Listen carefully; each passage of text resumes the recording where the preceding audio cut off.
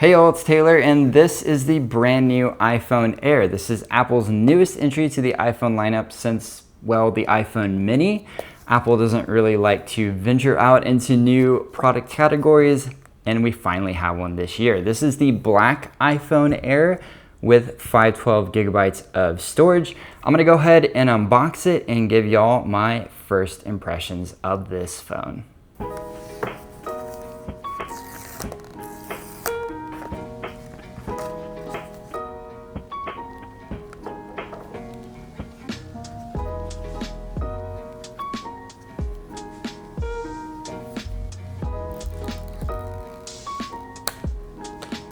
This phone is gorgeous. I have spent almost 24 hours with this phone, and I gotta say, this is one of the most bizarre iPhone experiences I've ever had. This phone is beautiful, it is expensive, and it is very quirky.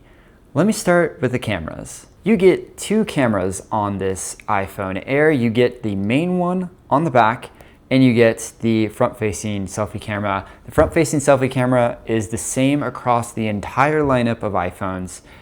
The back camera here, you would think that it would be the same as the other main cameras in the other iPhones, but it actually is not. It is actually slightly worse. It's 26 millimeters out of the box, whereas the Pro's main camera is 24 millimeters. So you are losing a little bit of range with the main camera on the Air.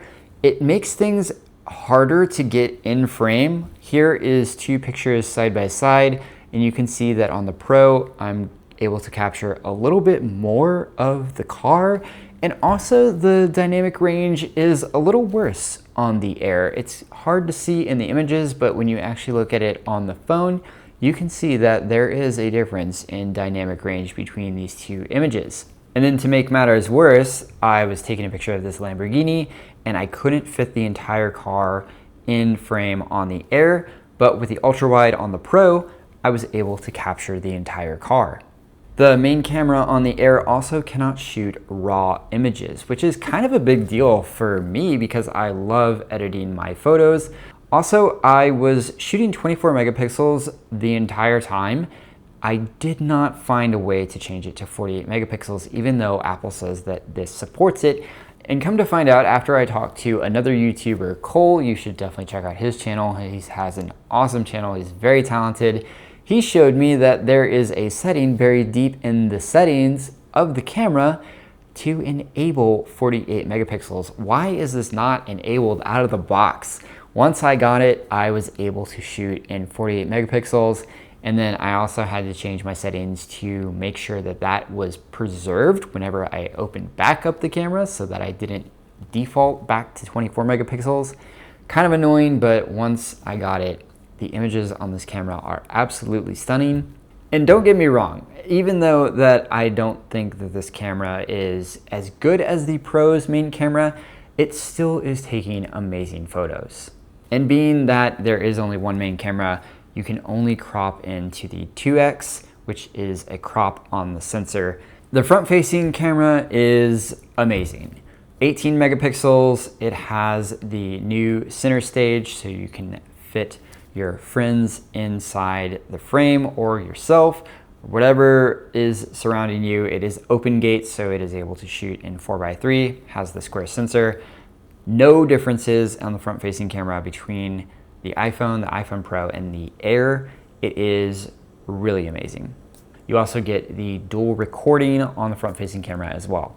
Now let's talk video. Even though this iPhone has the A19 Pro, it cannot shoot in anything other than H.265 for video. So you're not getting ProRes and you're not getting ProRes RAW. It can shoot SDR, it can shoot HDR, but it cannot shoot log, which is kind of weird because it can shoot HLG, but not log. That's a little strange to me. Also, it is capped at 60 frames per second. On the Pro, you can shoot in 120 frames per second, but on the Air, you are capped at 60 frames per second. Now, battery life on the Air. This is a tiny phone, so it has a smaller battery. I used it all day and I found the battery life to be good. Not decent, not bad, good. That is to say, it is not as good as the Pro, but it is not as bad as you think. It easily lasted me a day of heavy usage. I was taking photos and videos all day at a car show, and I only charged sometimes in my car via wireless charging, so not all that much of a charge, just kind of normal charge here and there, and it was fine. It lasted me all day. Now, I mentioned that this has the A19 Pro chip, so in terms of performance in Geekbench 6, I was getting a single core score of 3,620 and a multi-core score of 9,361, which is actually quite incredible when you compare it to the figures that I was getting on my 17 Pro, which on the 17 Pro, I was getting a single core score of 3,708 and a multi-core score of 9,542. So it is just a stone's throw away from the performance on the iPhone 17 Pro. And on the GPU, I was getting 38,199, and on the 17 Pro, I got a GPU score of 45,148. So the gap is a little wider on there. This Air has one less GPU core than the 17 Pro, but that is still pretty good, and that is better than the 16 Pro Max from last year, which had a GPU score of 32,833. One thing I noticed that differs in this Air than the 17 Pro is because of the glass back, this does heat up rather quickly. It heats up way quicker than the 17 Pro, and it also gets way warmer. I can noticeably feel it up here at the top. Gets pretty warm with heavy usage on photo and video, and then wireless charging, it also gets pretty warm as well, but I was never able to get it to overheat. And with the A19 Pro inside, the charging port is USB 2.0 speeds, which is quite odd because that's kind of the whole Pro's thing, right? Is it has the faster USB controller. The 17 Pro has the USB 3 speeds. For whatever reason, the Air has USB 2.0 speeds. Now, the screen on the Air has 3,000 nits of brightness, and I would say that this is a bit of a stretch for Apple boasting about this, because the 3,000 nits of brightness lasts maybe 5 seconds, and then the phone heats up and the screen dims, and it dims way darker than the 17 Pro screen does, and way more often. Even in normal usage, I was noticing that the Air screen was a lot dimmer at the same brightness setting as the 17 Pro. So be aware of that. It is 120 Hertz though, so you are getting that smoothness, but it is going to be dimmer most of the time when compared to the 17 Pro. Now, I've talked a lot about the shortcomings hardware-wise on the Pro, but one thing that I think it blows the 17 Pro out of the water is in design. This is one of the most beautiful iPhones I've ever seen.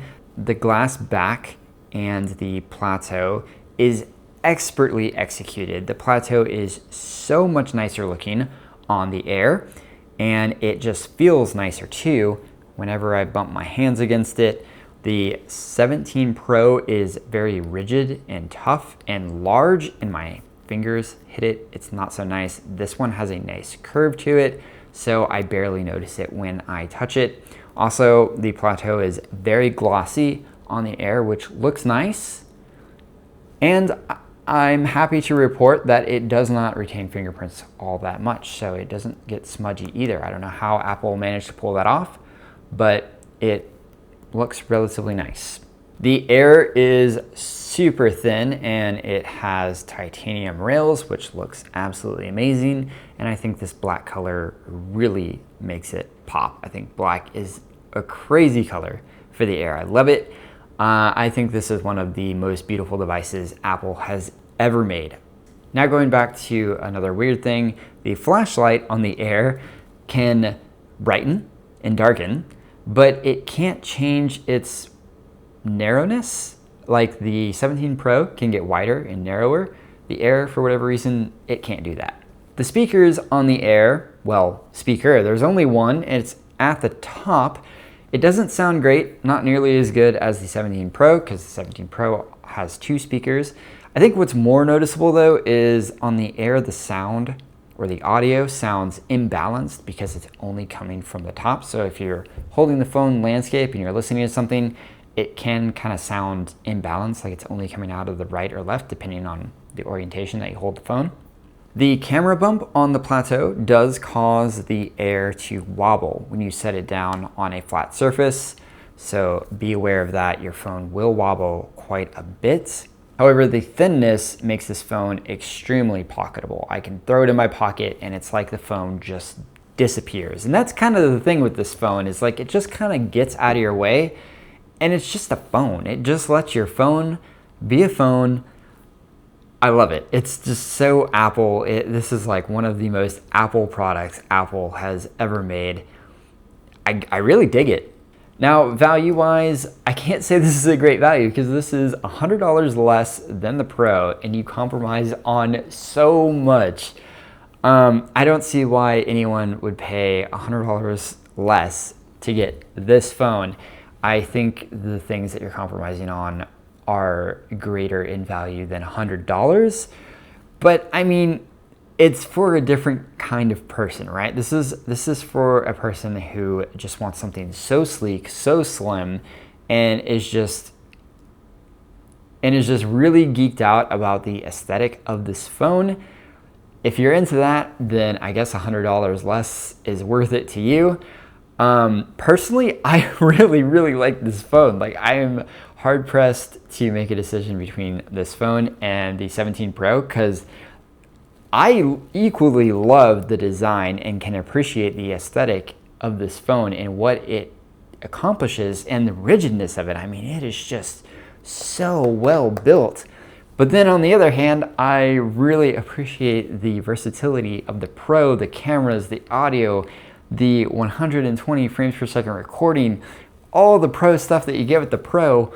So, I mean, for me, it is really tough to decide on which one to choose, but I would love to hear your thoughts on what you think of the Air. Are you gonna pick one up? Let me know your thoughts in the comments below. Thank you so much for watching, and hit that like button and subscribe if you liked the video. I also have a video on the 17 Pro, so go ahead and check that out. It will be right here or right here. Thank you so much for watching, and I'll see you in the next one.